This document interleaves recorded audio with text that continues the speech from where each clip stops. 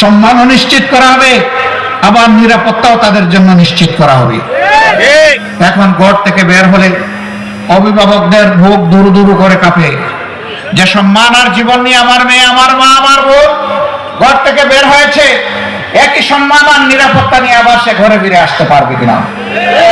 রাসূল করিম সাল্লাল্লাহু আলাইহি সাল্লাম বলেছিলেন, এমন একটি রাষ্ট্র কোরআনের ভিত্তিতে আমি দুনিয়াবাসীকে উপহার দিয়ে যাব, সে যেই হোক, যে ধর্মের, যে বর্ণেরই হোক, একজন তরুণী তরুণী সানা থেকে 1000 মাইল, 4000 মাইল রাস্তায় একাকী সে অতিক্রম করবে, কোন জালিমের চক্ষু তার দিকে তুলে তাকানোর সাহস করবে না।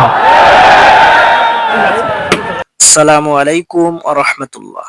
লালমনিরহাটে ডক্টর শফিকুর রহমান তিনি সমাবেশে মা বোনদের সম্পর্কে যে কথাটুকু বললেন, তিনি বললেন আমার মা বোনদের সম্মানটুকু নিশ্চিত করা হবে এবং তাদের ন্যায্য অধিকার নিশ্চিত করা হবে।